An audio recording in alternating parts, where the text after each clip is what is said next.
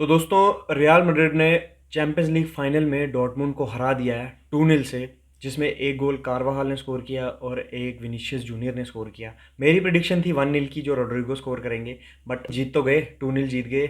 और सही बताऊं तो इतनी ज़्यादा कोई खुशी है, इतनी ज़्यादा कोई एक्साइटमेंट नहीं हो रही भाई। चैंपियंस लीग फाइनल जीतने के बाद एक 15वां टाइटल जीत गई रियल मैड्रिड, और पिछले 10 साल में ये छठा टाइटल था रियल मैड्रिड का। कतई फार्मर्स लीग बना के रख दिया है चैंपियंस लीग को। कोई भी टीम हो, भले ही वो पिछले सीज़न ट्रेबल जीती हो या अपनी लीग की बेस्ट टीम हो, कोई भी टीम हो, बट रियल मैड्रिड के आगे नहीं टिक पाती वो चैंपियंस लीग में। एंड दैट्स अ फैक्ट दोस्तों, ये सबको मानना पड़ेगा। अब अगर मैं थोड़ा बहुत मैच के बारे में बात करूँ ना, तो फर्स्ट हाफ में कहीं ना कहीं आपको भी लग रहा होगा कि भाई डॉर्टमुंड गोल स्कोर कर देगी, क्योंकि वो बहुत बढ़िया खेल रहे थे। आपने देखा होगा कि किस कदर उन्होंने जूड बेलिंगम को एकदम मतलब प्रेस कर रहे थे काफ़ी, जहाँ तक जूड बेलिंगम ड्रॉप कर रहे थे वहाँ तक, चाहे वो मैट हम्मल्स हों या चाहे एमरे चैन हो, वो उनको पूरा फॉलो करते हुए आ रहे थे और प्रेस कर रहे थे, उनको टर्न नहीं लेने दे रहे थे ताकि वो विनीशियस या रोड्रिगो को फीड ना कर पाएँ। और ऐसा उन्होंने फर्स्ट हाफ में पूरा कंप्लीटली बहुत बढ़िया तरीके से किया। और वहीं विनीशियस को भी बॉल इतनी सप्लाई नहीं हो रही थी, और जब हो भी रही थी तो विनीशियस इतना बढ़िया उनको ड्रिबल नहीं कर पा रहे थे फर्स्ट हाफ में। ठीक है, रोड्रिगो भी इतना दिखे नहीं फर्स्ट हाफ में। और अगर टोनी क्रूज की बात करें तो टोनी क्रूज भी जब बॉल खेल रहे थे तो उनकी डिफेंडिंग इतनी बढ़िया थी, तो उन हमारे फॉरवर्ड्स जो विनीशियस, रोड्रिगो और बेलिंगम थे, उनको पास बैक करने में ही फोर्स कर रहे थे वो। तो इस कदर वो गेम चला रहे थे डॉर्टमुंड वाले बहुत बढ़िया से। और डॉर्टमुंड ने काफ़ी चांसेस भी बनाए, दो तो बिल्कुल एकदम क्लियर कट चांसेस बनाए, एक जूलियन ब्रांड का और एक एडियमी का।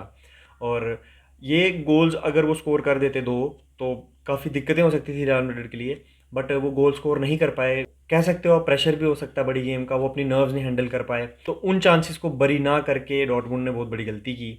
फर्स्ट हाफ में रियल मैड्रिड की जीरो शॉट ऑन टारगेट थी और डॉर्टमुंड काफ़ी डोमिनेटिंग लग रही थी। फिर सेकंड हाफ में कार्लो अंचेलोटी ने एक टैक्टिकल चेंज की, जहाँ पे हमारे फर्स्ट हाफ में विनीशियस और रोड्रिगो प्रेस कर रहे थे ना, वहाँ पे उनको थोड़ा विंग्स पे वाइड कर दिया और प्रेस करने के लिए लगा दिया अपने बेस्ट दो प्रेसर, एक जूड बेलिंगम और दूसरे फेदरिको वेलवर्डे। ठीक है, अब ये दोनों प्रेस करेंगे।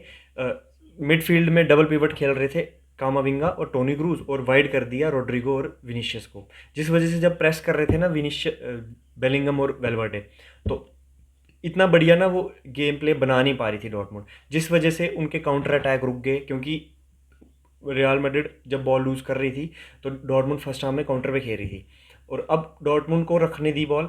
अब मैड्रिड का ये था कि अब हम काउंटर पे अटैक करेंगे, तो ऐसा ही कुछ मतलब गेम चली थोड़ी देर। काफ़ी डोमिनेट किया रियल मैड्रिड ने। सेकंड हाफ तो पूरा रियल मैड्रिड ने ही अच्छा खेला है। सेकंड हाफ में टू बी ऑनेस्ट डॉर्टमुंड नहीं बढ़िया खेली। तो एक कॉर्नर मिलता है रियल मैड्रिड को, और टोनी क्रूज की एक परफेक्ट डिलीवरी और कार्वाहाल का एक परफेक्ट हेडर, और स्कोर हो जाता है 1-0। ठीक है, टोनी क्रूज की अगर मैं बात करूँ तो अपनी लास्ट गेम खेल रहे थे वो अपने इस रियल मैड्रिड क्लब के लिए, और लास्ट मैच में ही उन्होंने मास्टर क्लास ड्रॉप कर दी, एक असिस्ट भी दे दिया और 97% पासिंग एक्यूरेसी के साथ इस मैच को ख़त्म किया। अब मैच जैसे ही 1-0 हुआ ना, दूसरी टीमें क्या करती हैं? अगर कोई और टीम होती ना रियल मैड्रिड की जगह, उन्होंने क्या करना था कि भाई 1-0 की लीड है, अब हम डिफेंड करेंगे। करते हैं, अक्सर सारे करते हैं, मैड्रिड भी मोस्टली करती है, बट मैड्रिड ने क्या किया कि वो अटैक करना उन्होंने जारी रखा। उनको पता था कि एक गोल पड़ सकता है, हम एक और करके गेम को किल ही कर देंगे।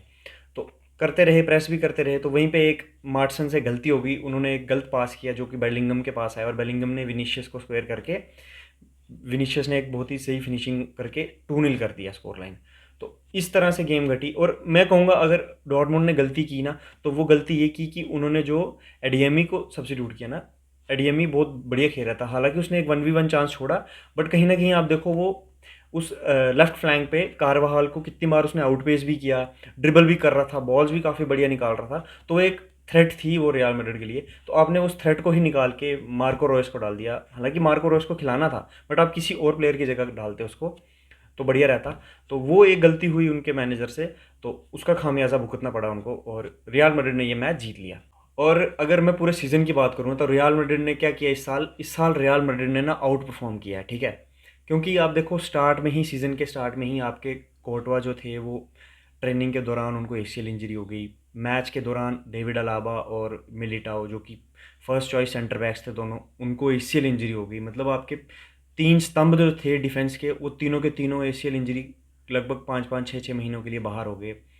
उसके बाद आपके रूडिगर आते हैं बैक लाइन में। आपका जो दूसरा सेंटर बैक था वो कभी नाचो खेल रहे हैं, कभी चुआमेनी खेल रहे हैं। और बहुत ही बढ़िया परफॉर्मेंसेस दी इस साल रियल मैड्रिड ने। अगर डिफेंसिवली, खाली डिफेंसिवली देखा जाए ना, तो भाई बहुत ही ज़बरदस्त खेली है रियल मैड्रिड इस सीज़न। तो कहीं ना कहीं क्रेडिट देना होगा कार्लो अंचेलोटी को भी कि किस तरह से उन्होंने मतलब इतनी इंजरीज़ के बावजूद भी इस पूरे सीज़न खाली मैड्रिड 2 मैचेस हारी है। एक कोपा डेल रे में हारी एथलेटिको के अगेंस्ट, और एथलेटिको के ही अगेंस्ट एक मैच लीग में हारी। बस ये 2 ही मैच हारी इस सीज़न पूरे साल, और बाकी एक भी मैच नहीं हारी। ड्रॉज किए कुछ, बट हारे सिर्फ 2 ही मैच। तो देख लीजिए आप डिफेंसिवली कितनी स्ट्रांग थी कार्लो अंचेलोटी की ये टीम। और मिडफील्ड में भी मिडफील्ड में ज़्यादा इंजरीज हमें देखने को नहीं मिली, बट फॉरवर्ड में बेलिंगम भी काफ़ी टाइम बाहर रहे। विनीशियस को भी इंजरी हुई थी। रॉड्रिगो थे जो रेगुलर थे मोस्टली। तो इस तरह से रियल मैड्रिड का ये सीज़न घटा।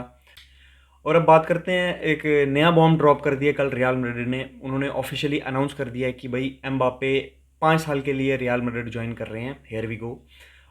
काफ़ी टाइम पहले से ही ये न्यूज़ चल रही थी, ये तो काफ़ी ऑब्वियस था कि ये अनाउंसमेंट आनी ही थी। रात को 10:30 बजे ये ऑफिशियली अनाउंस कर दिया रियल मैड्रिड ने। और ये यूसीएल ख़त्म होने का ही वेट कर रही थी रियल मैड्रिड कि ऑफिशियली अनाउंस एम्बापे को फिर बाद में किया जाएगा। और कुछ महीने पहले एम्बापे ने ऑफिशियली अपने इंस्टा हैंडल पे अनाउंस भी किया था कि वो पीएसजी छोड़ रहे हैं। और न्यूज़ की माने तो उन्होंने स्पेन में मैड्रिड में घर भी ले लिया था जहाँ पे बेल रहा करते थे। वही मेंशन या विला जो भी है वो उन्होंने ख़रीद लिया था रहने के लिए। तो ये काफ़ी एक एंटिसिपेटेड न्यूज़ थी, जो कि लोगों को मोस्टली सबको पता ही था ये होने ही वाला है। तो वो कल ऑफिशियल हो गया। अब बात यह है कि लोग कह रहे हैं कि देखो इस सीज़न हमने आउट परफॉर्म किया, हमारे पास नंबर 9 नहीं था, ये फिर भी अच्छा खेल गए, तो अगले साल एम्बापे आएगा तो हम और बढ़िया खेलेंगे। हो सकता है बढ़िया खेलें, और ये हो भी सकता है कि बढ़िया ना खेलें, कुछ फ्लॉज भी हो सकते हैं। और अगर हम देखें फ्लॉज की, तो एम्बापे ना एक थोड़ा ईगोइस्टिक बंदा है, ठीक है। उसको जिस तरह से उसकी वेजेस थी पीएसजी में, और जिस तरह से उसको ट्रीट किया जाता था एक शहनशाह की तरह, मतलब उसको सपोर्टिंग डायरेक्टर ही बना दिया था एक टाइम पे। तो उसी ने मेस्सी और नेमार को निकालने में उसी का बहुत बड़ा हाथ था उस टीम से। हालांकि खुद भी उनका मतलब निकलना ही था, बट कहीं ना कहीं एम्बापे खुश नहीं था उन दोनों से। तो एम्बापे की पावर आप देख सकते हैं कि किस कदर उसको पावर दी गई थी क्लब में। तो वो ठीक है, ड्रेसिंग रूम में भी उसको चाहिए होगा कि मेरे को ही ये रिस्पेक्ट करें, मेरे को ही फीड करें, मैं ही इधर मतलब स्टार प्लेयर बनूं। बट रियल मैड्रिड में ऐसा कुछ नहीं होने वाला। या तो वो मतलब कुछ फटा करके बैठ जाएगा कार्लो अंचेलोटी के साथ, या तो फिर अगर मानेगा, क्योंकि कल ही उसने पोस्ट डाली कि भाई मेरा ड्रीम क्लब था, बचपन से सपना था। तो अगर सपना था तो फिर आपको मतलब खेलना पड़ेगा उसी तरह से, टीम के लिए खेलना पड़ेगा, ना कि अपने पर्सनल माइलस्टोन्स के लिए। तो लेट्स सी कि कैसे अब ईगोस हैंडल करते हैं कार्लो अंचेलोटी, जो कि बहुत एक्सपर्ट है इन चीज़ों में। अगर लाइनअप की बात करूं मैं, तो नेक्स्ट सीज़न जो लाइनअप रहने वाली है तो वो किस कदर खेलेंगे। तो देखो, गोल पोस्ट में तो कोर्टवा खेलेंगे, और बीच में किसी किसी गेम्स में लूनिन भी खेलेंगे, क्योंकि लूनिन ने काफ़ी अपने आप को प्रूव किया इस सीज़न कि वो as a first choice keeper भी खेल सकते हैं। उनके आगे रूडिगर तो पक्का खेलेंगे भाई, वो बेस्ट प्लेयर थे, हमारे बेस्ट डिफेंडर थे इस सीज़न के। उसके अलॉन्ग साइड अगर मिलिटाओ फिट हो जाते हैं, अलाबा फिट हो जाते हैं, तो वो खेलेंगे, या नाचो तो जा ही रहे हैं वैसे। तो उसके अलावा एक शायद सेंटर बैक भी साइन कर सकती है रियल मैड्रिड। और राइट बैक पे कार्वाहाल और लूकास वास्केस खेलेंगे रोटेशन में, और लेफ्ट साइड पे फ्रान गार्सिया और फर्लैंड मंडी। अल्फोंसो डेविस के भी काफ़ी लिंक्स आ रहे थे, बट वो भी कोई पुख्ता अभी हुआ नहीं है कि वो साइन होगा या नहीं।